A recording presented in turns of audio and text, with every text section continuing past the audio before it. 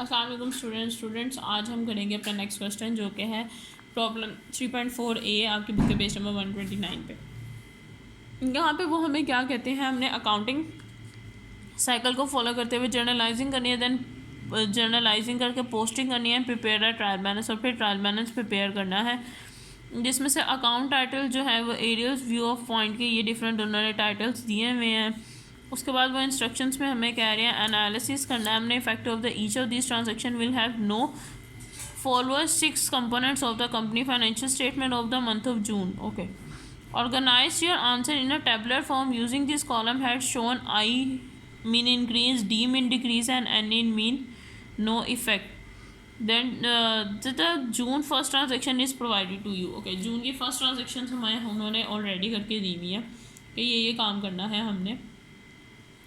Instruction में उन्होंने हमें एक हेड ये दिया है एंड सेकंड में वो कह रहे हैं prepare your journal entries including explanation of each transaction which means उसकी नरेशन। थर्ड में वो कह रहे हैं post each transaction in an appropriate ledger account using a running balance for the format of illustration in 3.4 on the page of 97. Then prepare and trial balance. Okay, यहाँ पे हमने ये फुल फ्लैज एक क्वेश्चन है जिसमें हमने पहले entries करनी है, उसके बाद हमने लेजर बनाना है, फिर ट्रायल बैलेंस बनाना है, एट द एंड उसके अकाउंटिंग इक्वेशन में इफेक्ट्स बताने हैं।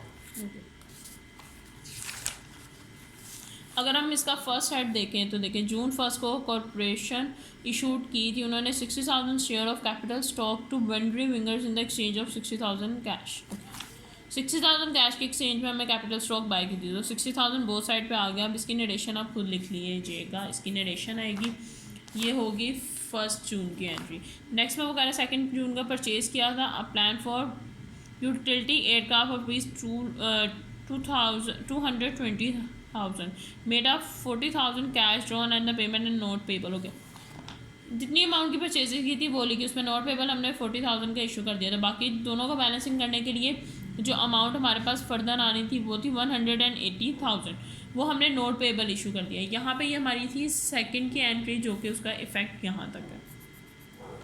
उसके बाद फोर्थ में हमने पे किया है वुंड्रो एयरपोर्ट को 2,500 to the rent officer. Okay, 2,500 हमने रेंट पे किया, रेंट हमारे एक्सपेंसेस है इसलिए डेबिट साइड में कैश हमारे पास से चला गया। ये हमने ट्रांजेक्शन की है 4 को।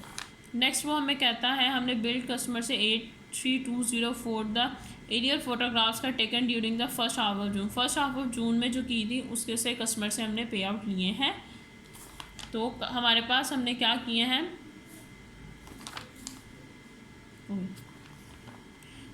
हमारे पास अकाउंट रिसीवेबल्स थे जो कि हमारे पास अब रिसीव हो गए हैं, पुराने थे अब रिसीव कर लिए हैं, जिसका इफेक्ट हमने 15 को शो करना है। और ये हमारे पास अकाउंट रिसीवेबल हमने रिसीव किए हैं, ये अकाउंट रिसीवेबल है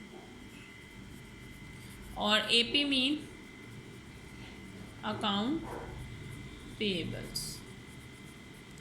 नेक्स्ट वो हमें कह रहा है same as the date of 15 हमने 5,880 salary earn by employees during the first half of first half of में एम्प्लॉयज़ ने जो अर्न किया तो उसकी उन्हें पेमेंट किया, तो हमने सैलरीज पे की, हमारे एक्सपेंसेस भर के इन फॉर्म ऑफ कैश हमने उनको दिया। इस एंट्री का इफेक्ट यहाँ पे ख़त्म हो गया।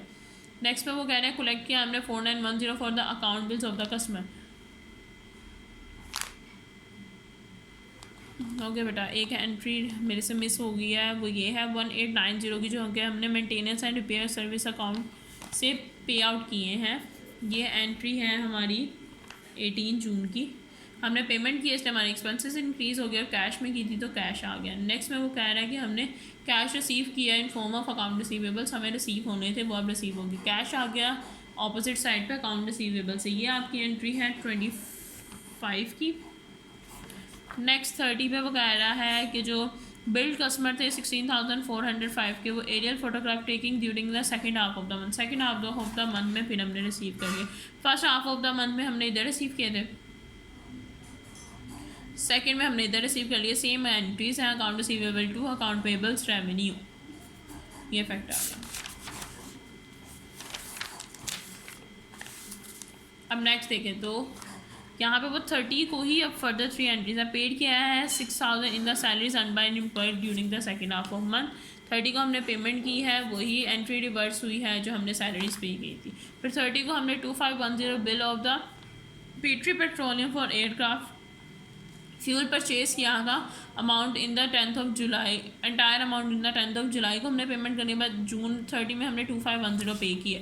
तो फ्यूल एक्सपेंसेस थे, अकाउंट पेबल्स थे हमारे, हमने पे आउट कर दिए क्योंकि हमने कब पे करने थे उनको, जुलाई में, हमने जून में ही पे कर दिए 30 जून को, वो अमाउंट आ गई।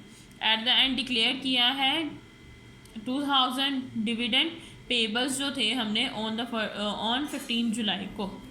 तो 15 जुलाई को हमने डिविडेंड देना था, ये भी हमारे डिविडेंड पेबल्स थे। It mean DP mean dividend payables, ये भी हमने पे कर दिया और ये भी काम हमने 30 जून को ही किया है। ऐसे हमारा जर्नल का जितना भी प्रोसीजर था ये ख़त्म हो गया। इनमें हर एक के साथ आप लोगों ने ट्रांजैक्शन ज़रूर ऐड, जो नरेशन है वो ज़रूर ऐड करनी है, रेफर टू योर ट्रांजैक्शन। ये सब करने के बाद, पूरा जर्नल प्रिपेयर करने के बाद स्टूडेंट आपने इसका लेजर बनाना है जिसमें आपके अकाउंट आएंगे। First cash, second account payable, third आएगा आपका परचेजिस का, ये कैश फिर वंस ही है, अकाउंट पेबल्स आपका फोर्थ है, रेंट आपका फिफ्थ है, कैश में फिर फर्स्ट वाला चला जाएगा। अकाउंट रिसीवेबल आपका 6 अकाउंट है, अकाउंट रिसीवेबल के रेवेन्यू 7 अकाउंट है, सैलरीज आपका 8 अकाउंट है, कैश आपका फर्स्ट अकाउंट है जो ऑलरेडी आप मेंटेन कर रहे हो। फिर 9th अकाउंट आएगा आपके एक्सपेंसेस मेंटेनेंस का, फर्स्ट अकाउंट दोबारा कैश का आएगा, फर्स्ट अकाउंट फिर कैश का आएगा। अकाउंट रिसीवेबल का आप ऑलरेडी ऊपर बना चुके थे इजी, और अकाउंट नंबर 6 वही आप मेंटेन करोगे। अकाउंट रिसीवेबल का अकाउंट नंबर 6 ही मेंटेन किया जाएगा, एंड अकाउंट रिसीवेबल रेवेन्यू का अकाउंट नंबर 7 मेंटेन किया जाएगा। उसके बाद सैलरीज़ का भी ऑलरेडी हमने बनाया था, देख लें 8 था सैलरीज़ का, तो ये 8 ही मेंटेन किया जाएगा। कैश का फर्स्ट वाला था। फ्यूल एक्सपेंसेस का अभी तक हमने कोई भी नहीं बनाया था, आप चेकआउट कर सकते हैं।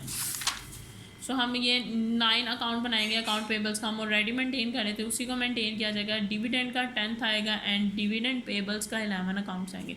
इन शॉर्ट आपने इसमें 11 लेजर्स अकाउंट बनाने हैं, और उसके बाद आपका ये ट्रायल बैलेंस बनेगा। ट्रायल बैलेंस आप लोग देख लें, लेजर अकाउंट आपको डिटेल में बता दिया गया है कैसे बनने हैं, वो आप लोग खुद बनाएंगे। इसमें कैश में जो हमारे पास बैलेंस रिमेनिंग बैलेंस आया था वो 8640 था, जो कि डेबिट साइड, क्रेडिट साइड पे शो हुआ था आफ्टर बैलेंसिंग योर अमाउंट। उसको हमने डेबिट पे शिफ्ट किया था अकाउंट बैलेंस कैरिड CD के अकॉर्डिंग, तो अब 8640 था। फिर परचेजिस का आया, capital stock and note payables का क्रेडिट साइड पे है, rent and account payables, account receivables का डेबिट पे है, अकाउंट पेबल्स रेवेन्यू का क्रेडिट पे है, सैलरीज का फिर मेंटेनेंस ये डेबिट साइड पे। इसमें debit and credit in refer to your ledger account होंगे, जैसे आप लेजर अकाउंट बनाते जाएंगे वैसे ये बनता जाएगा। यहाँ पे भी काउंट कर लेते हैं कितने हैं, 1 2 3 4 5 6 7 8 9 10 11 12 ओके। हम लोग भी देख चुके हैं, हमने 12 भी बनाए थे, अब ये 12 और 13 हो गए। 13 बनाए थे, 13 ही हम यहाँ पे मेंटेन कर रहे हैं, और एट द एंड इन दोनों का बैलेंस हमारे पास सेम आया।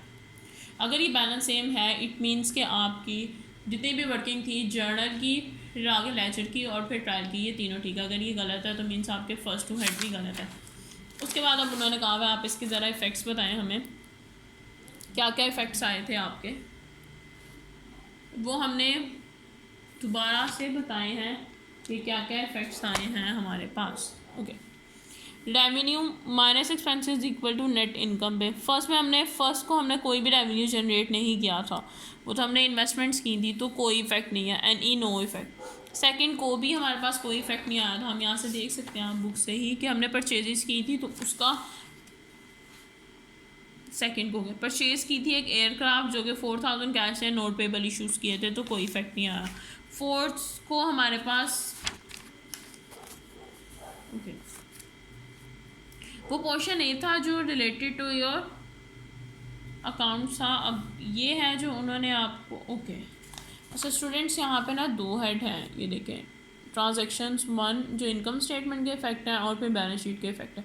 मैं आपको इनकम स्टेटमेंट के ही इफेक्ट बता रही थी, तो हम वही देख लेते हैं। अब आपने इसमें सिर्फ ये देखना, आपने रेवेन्यू जनरेट किया है, एक्सपेंसेस किए हैं। सेकंड में हमने कुछ भी नहीं किया। फिर फोर्थ में वो हमें कहता है हमने पे किए हैं वुड्रो एयरक्राफ्ट को 25,000 जो कि रेंट ऑफिसर था, तो हमने पेमेंट्स की हैं, यानी कि हमारे एक्सपेंसेस पे इंक्रीज़ हुए हैं, ठीक है, और हमारे रेवेन्यू पे कोई इफेक्ट नहीं आया। यानी कि एक्सपेंसेस अगर इंक्रीज़ हो रहे हैं और रेवेन्यू स्टिल वही है, तो यानी कि आपकी जो नेट इनकम है वो कम हो जाएगी।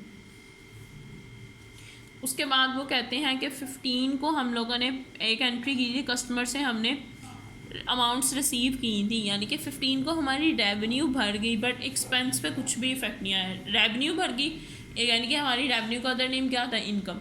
इनकम भर गई है तो कहीं ना कहीं हमारी नेट इनकम भी इंक्रीज़ ही होगी। उसके बाद 15 को एक और एंट्री की थी जिसमें हमने पेमेंट्स की थी, यानी कि इनकम पे कोई इफेक्ट नहीं है, बट हमारे एक्सपेंसेस इंक्रीज़ हो गए। एक्सपेंसेस इंक्रीज़ हुए तो हमारी नेट इनकम डिक्रीज़ होगी। इन शॉर्ट, जब जब आपके रेवेन्यू इंक्रीज़ होंगे आपकी नेट इनकम इंक्रीज़ होगी, जब जब आपके एक्सपेंसेस इंक्रीज़ होंगे आपकी नेट इनकम डिक्रीज़ हो जाएगी। जब इन दोनों पे कोई इफेक्ट नहीं आएगा, मीन्स आपकी नेट इनकम पे भी कोई इफेक्ट नहीं आया।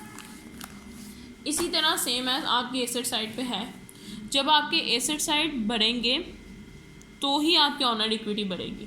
जब आपके एसेट साइड कम हो जाएंगे आपकी ऑनर इक्विटी भी कम हो जाएगी। एसेट साइड बढ़ रहे हैं तो ऑनर इक्विटी बढ़ रही है, एसेट साइड कम हो रहे हैं तो ऑनर इक्विटी भी कम हो रही है। अब ये था एसेट्स एंड ऑनर इक्विटी का इफेक्ट। अब लायबिलिटी एंड ऑनर इक्विटी का इफेक्ट देखें। लायबिलिटी पे कोई इफेक्ट नहीं है, तो लायबिलिटी की वजह से हमारे पास ऑनर इक्विटी पे भी कोई इफेक्ट नहीं आएगा। फिर हम ये इंक्रीज़ का इफेक्ट देखेंगे एसेट की इंक्रीज़ होने के साथ। अगर हमारे लायबिलिटी इंक्रीज़ हो रही है मीन्स हमारी जो ऑनर इक्विटी है वो डिक्रीज़ हो जाएगी। अगर आपकी जिम्मेदारियां बढ़ती जा रही हैं तो आपके इनिशियल पेमेंट्स कम होती जा रही हैं। देखें, आप तभी किसी से बोरोड अमाउंट करते हैं, किसी के साथ पेबल्स फिर अपना बिजनेस ट्रांजेक्शन्स रन करते हैं जब आपके पास अपना ऑनर इक्विटी का पोर्शन कम हो जाता है। इसी तरह ये इफेक्ट है, जब आपके पास और लायबिलिटी इंक्रीज़ करती जाएगी तो आपकी ऑनर इक्विटी डिक्रीज़ करती जाएगी। Thank you class.